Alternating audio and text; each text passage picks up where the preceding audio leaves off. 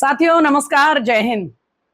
राहुल गांधी ने पुणे में छात्रों की गूंज का कार्यक्रम किया, जिसमें कि विशेष रूप से सिर्फ युवतियां, यंग विमेन, महिलाओं, लड़कियों को आमंत्रित किया गया था। वो विशेष तौर पे महिला छात्रों पर केंद्रित कार्यक्रम था। उस कार्यक्रम में जो सबसे एक कहेंगे मोटी बात, जो अहम बात वो वहां उठाना चाहते थे, जो उन्होंने कहा, वो ये था कि smash the patriarchy. Smash the patriarchy यानी पितृ सत्ता की जो सोच है, पितृ सत्तात्मक अगर समाज का जो ताना बाना है और महिलाओं को उनके जो पुरुष वर्ग है समाज का, उसकी इच्छा और उसके नियंत्रण में रखने का ये जो पूरा ये सोच है, इसको आप लोग ध्वस्त करिए, इसको उखाड़ फेंकिए। अब साथियों, इसमें किसी को क्या दिक्कत हो सकती है? स्मैश द पैट्रियार्की तो बहुत समय पहले हो जाना चाहिए था। अब तो हम 2026 में आ गए हैं, लेकिन इसमें कोई शक नहीं है कि अभी भी हमारे पारिवारिक जो ताना बाना है, जो सामाजिक परिस्थितियां हैं, आर्थिक स्थितियां हैं, इन सब को अगर आप ध्यान से देखें तो हाँ, ये सही है कि महिलाओं पर एक नियंत्रण, एक पितृ सत्ता की छाप जो है, वो सोच, वो मानसिकता काम करती है। और कोई भी राजनेता, कोई भी पॉलिटिशियन अगर समाज में निकलकर और वोट और राजनीतिक उठापटक और बहस और बयानबाजी की परवाह न करते हुए अगर ऐसी बात को उठाता है तो इसका स्वागत होना चाहिए। और कारण इसका बहुत साफ है कि राजनीति केवल छोटे छोटे फायदे और वोट बैंक तक सीमित नहीं होनी चाहिए। राजनीति का काम समाज को दिशा देना भी है। अफसोस की बात यह है कि राहुल गांधी के स्मैश द पैट्रियार्की वाले कार्यक्रम में जिस तरह से उन्होंने अपनी बात को रखा, शुरुआत उन्होंने अच्छे से की, लेकिन फिर वो जिन मुद्दों पर आए उसमें साफ साफ वोट बैंक का लालच भी दिख रहा था। साफ साफ हिंदू धर्म, हिंदू सनातन जीवन पद्धति पर कुठाराघात करना भी दिख रहा था। और खुद उनका और उनके परिवार का, उनकी पार्टी का पैट्रियार्की को ध्वस्त करने में किस तरह की भूमिका रही है, इस पर भी सवाल उठने लगे हैं। जल्दी से एक एक करके इनको देखते हैं। सबसे पहले सेलेक्टिविटी की बात, वोट बैंक की बात। इस पर काफी ज्यादा आप लोग बयानबाजी देख रहे होंगे। तमाम बीजेपी के नेता, विश्व हिंदू परिषद वगैरह के नेता कह रहे हैं। हम यहाँ उन बयानों को ना तो दोहराना चाहते हैं, ना ये हमारा मकसद है।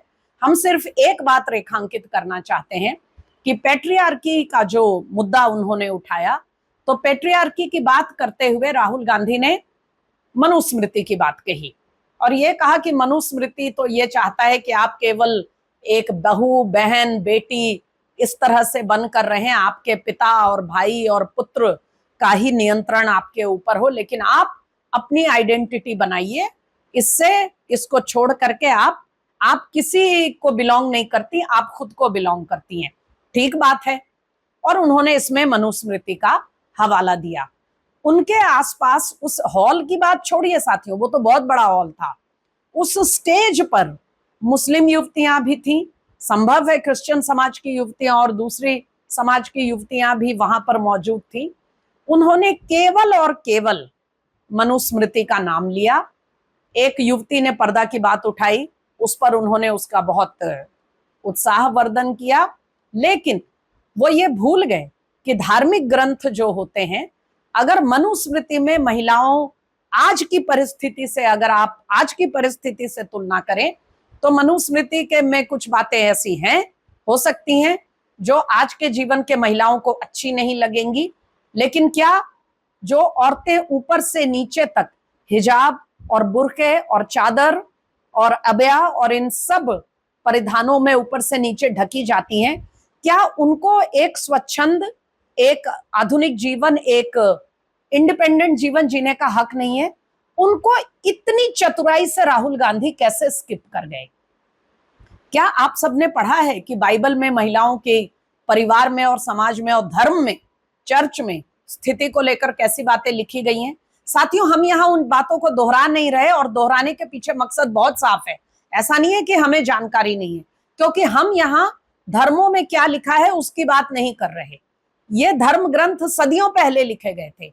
आज किस परिस्थिति में, किसके घर में इन पर वो हो रहा है? कौन सा हिंदू परिवार मनुस्मृति पढ़ के सुबह अपनी दिनचर्या तय करता है?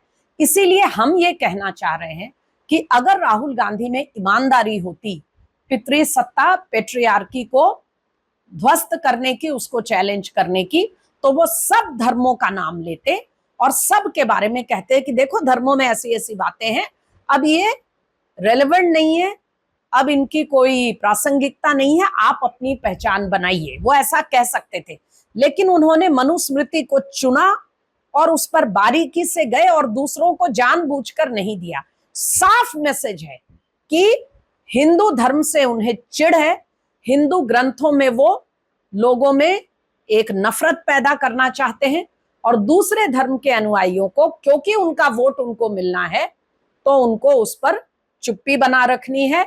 और ये पहली बार नहीं हो रहा है साथियों, आज हम राहुल गांधी को चैलेंज कर रहे हैं कि, और आपको हम यहां कोई एग्जैजरेशन, कोई बढ़ा चढ़ाकर नहीं कह रहे, हम स्पष्ट और बिल्कुल रिकॉर्डेड हिस्टोरिकल रेफरेंसेस से आपको यह साबित करेंगे कि जब जब राहुल गांधी और उनके परिवार के पास पेट्रियार्की को स्मैश करने का मौका आया, वो हमेशा इस परीक्षा में फेल हो गए। They always failed the test of challenging patriarchy. They emboldened patriarchy and they were always on the wrong side of history. सबसे पहला उदाहरण, जब हिंदू कोड बिल आया, उस समय बहुत बड़ा मौका था। इनके परनाना जवाहरलाल नेहरू प्रधानमंत्री थे, वो उसी समय कह सकते थे कि जैसे हिंदू कोड बिल ला रहे हो, दूसरे धर्मों के लिए भी आप एक, भले आप कॉमन सिविल कोड ना लाएं, लेकिन आप ऐसे कानून लेकर आए कि सभी धर्मों की महिलाओं के ऊपर जो ऐसे कानून हैं जो आज के समय के लिए उपयुक्त नहीं है, उनको हटा करके उनको एक बराबरी का जीवन दिया जाए। लेकिन उनको माइनॉरिटी के नाम पर परे छोड़ दिया गया, हाथ लगाने से डर गई कांग्रेस पार्टी। चलिए, हिंदू कोड बिल तो 50 के दशक की बात हो गई, तो उसको छोड़ते हैं और आगे आते हैं। 1984-85 में एक ऐतिहासिक मौका था राहुल गांधी के पिता स्वर्गीय राजीव गांधी के लिए, जब सुप्रीम कोर्ट ने शाहबानो बेगम को उनका मुआवजा दिया, उनका मेंटेनेंस, माफ करिएगा, उनका मेंटेनेंस करने का दिया। इनको कुछ नहीं करना था, सुप्रीम कोर्ट का फैसला था, इनको उसे लागू करना था, लेकिन ये डर गए। मुल्लों, कठमुल्लों और फंडामेंटलिस्ट लोगों के आगे इस तरह से घुटने टेक दिए कि एक महिला को अपना पेट भरने के लिए, अपने बच्चों का पेट पालने के लिए जो मुश्किल से ना के बराबर एक राशि उसके लिए मुकर्रर किया था कोर्ट ने, उसको भी नहीं देना पड़े, इसके लिए सुप्रीम कोर्ट में कानून लेके आए, उस ऑर्डर को पलट दिया और सीधे सीधे कठमुल्लों के आगे घुटने टेक दिए, क्योंकि कठमुल्लों ने इनको धमकी दी थी, ब्लैकमेल किया था कि मुसलमानों का वोट नहीं मिलेगा। इस पेट्रियार्की के टेस्ट में भी पूरी तरह राजीव गांधी फेल हो गए।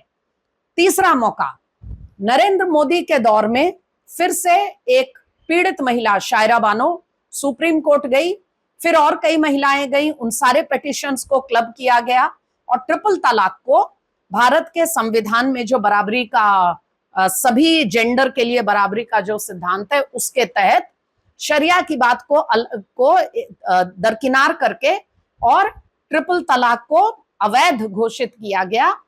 उसको कानून बनाने के लिए पनिशमेंट, उसके आगे जो एनेबलिंग लॉ होता है, उसके लिए जब मोदी सरकार ट्रिपल तलाक का कानून लेकर आई, एक बार फिर इतिहास के गलत तरफ ये लोग खड़े दिखे, on the wrong side of history.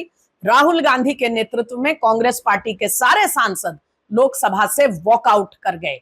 तो दूसरों को, बच्चियों को तो आप कहते हैं स्मैश पेट्रियार्की, तुम उनके ऊपर जो एक भारत का सबसे मजबूत, हमारा जो एक हमारी जड़ है, हमारा पारिवारिक ताना बाना, जिसको पूरी दुनिया मानती है कि भारत में जो फैमिली रिलेशनशिप्स हैं, उन्हें हमें आधुनिक जीवन के बहुत से कुरीतियों से बचा रखा है। तो बहू बेटी और इस तरह के रिश्तों से तो आपको बहुत तकलीफ है, लेकिन जब बहू बेटियों को, महिलाओं को अधिकार देने का जब जब मौका आया, राजीव गांधी, राहुल गांधी, जवाहरलाल नेहरू, ये सभी उस पेट्रियार्की के टेस्ट में फेल हो गए और इन लोगों ने दिखा दिया कि भाषण देना आसान है। आगे किस तरह से इस पर सरकार काम कर रही है उस पर भी बात करेंगे। फिलहाल आज की बात यहीं पे समाप्त करते हैं। राहुल गांधी, जब सोनिया गांधी अपनी जगह अपना लोकसभा क्षेत्र आपके हाथ में देती हैं तो उसको क्या कहा जाए, स्मैशिंग द पेट्रियार्की और लव फॉर द सन, इस पर भी कभी विचार करिएगा। धन्यवाद।